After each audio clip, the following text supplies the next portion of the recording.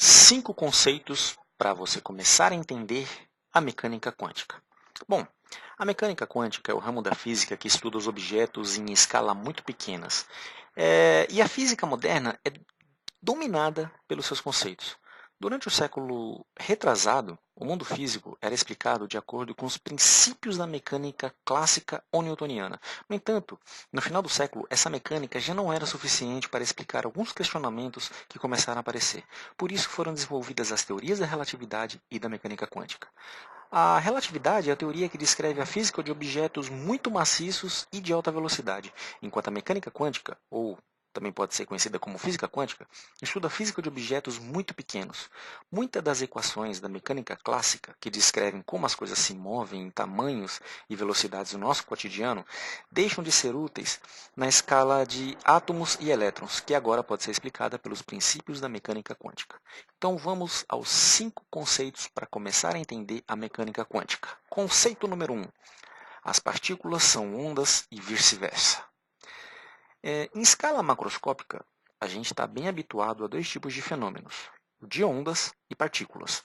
As partículas ocupam um determinado lugar no espaço, transportando massa e energia à medida que se movem. Já as ondas se propagam por todo o espaço, transportando energia à medida que se movem, mas sem a massa. Quando as partículas colidem, elas assumem trajetórias definidas, que podem ser calculadas por meio das leis de Newton. Já as ondas, quando passam por fendas, geram novas ondas, que ao colidir podem se reforçar ou se anular. Porém, na mecânica quântica, essa distinção entre ondas e partículas não existe.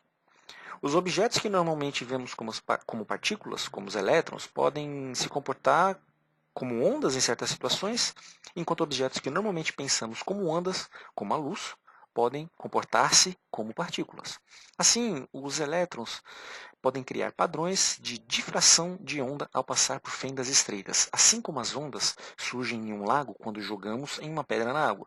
Por outro lado, o efeito fotoelétrico, que é a absorção de luz por elétrons em objetos sólidos, só pode ser explicado se a luz estiver como partícula.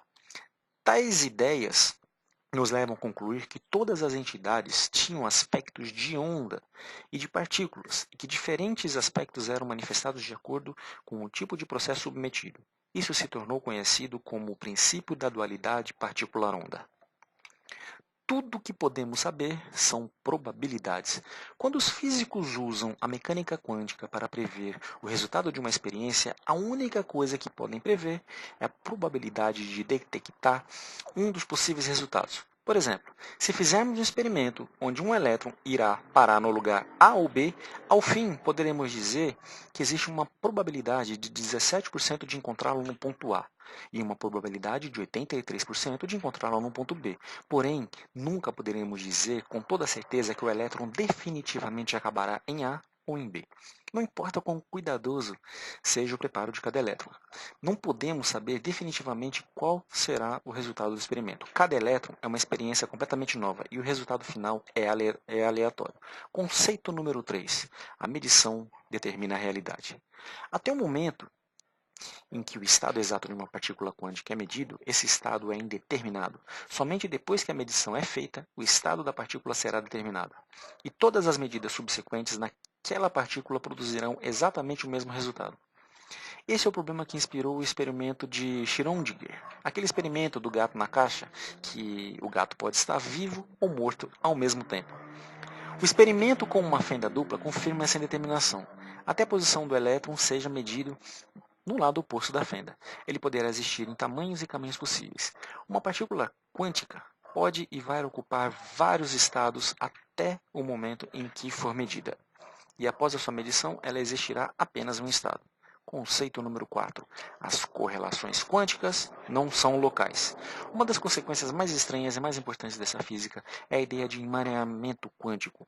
Quando duas partículas quânticas interagem, seus estados irão depender um do outro, independente de quão distantes estejam. Você pode segurar uma partícula no Brasil e enviar a outra para Portugal, depois medi-la simultaneamente. O resultado da medição no Brasil determinará o resultado da medida em Portugal e vice-versa. A correlação entre esses estados não pode ser descrita por qualquer teoria local, na qual as partículas podem na qual as partículas, na verdade, possuem estados definidos. Esses estados são indeterminados até o instante em que um é medido. Porém, no momento em que os físicos de ambos forem determinados, não importa o quão distantes eles estejam. Isso foi confirmado experimentalmente dezenas de vezes ao longo dos últimos 30 anos, com átomos pares, e a cada nova experiência reforçou essa teoria. Apesar da medida em Portugal determinar o estado da partícula no Brasil, o resultado de cada medida será completamente aleatório. Não há como manipular a partícula portuguesa para produzir um resultado específico no Brasil. A correlação entre as medidas só será evidente após a ação, quando os dois resultados forem comparados. E esse processo deve ocorrer em velocidades mais lentas do que a luz. Quinto conceito: a física quântica é real. Apesar da mecânica quântica ter muitos resultados que desafiam nossa intuição clássica, como os estados indeterminados, medidas probabilísticas e efeitos não locais, ela ainda está sujeita a regras. Por mais estranhas que sejam suas previsões, a mecânica quântica não contraria os princípios fundamentais da física. Ou seja, você não pode explorar os efeitos quânticos para construir uma nave que viaje na velocidade da luz ou inventar a telepatia. A mecânica quântica é uma ciência matemática rigorosa e precisa, e todo efeito que você ouve sobre ela é real e confirmado por experiência. Beleza, aprendi esses 5 conceitos, mas o que isso tem a ver com a minha vida real? Aonde que eu aplico isso? Onde eu encontro isso no meu dia a dia?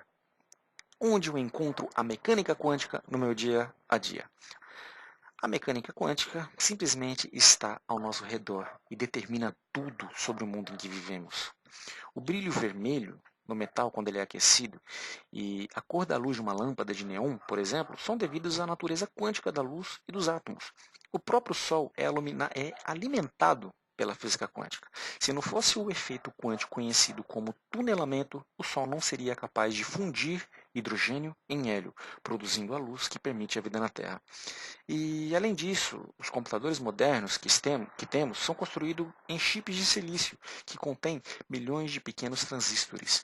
Sem entender a física quântica de como os átomos e elétrons agem, seria impossível construir um único transistor, e muito menos milhões deles. As redes de comunicações modernas, como a internet, também dependem da mecânica quântica. Nelas, as informações são transmitidas por meio de pulsos de luz que viajam por cabos de fibra ótica.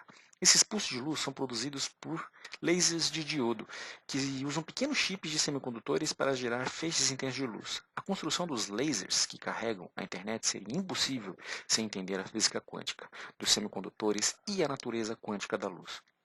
Ou seja, muito da tecnologia que temos hoje em dia existe graças à mecânica quântica. Se você está ouvindo aí as minhas palavras, se você está acessando a internet, isso só é possível por causa da mecânica quântica, pelo entendimento das leis da mecânica quântica. É isso aí, espero que você tenha gostado do vídeo. Se você gostou, não se esqueça de se inscrever e deixar o seu like. Até a próxima!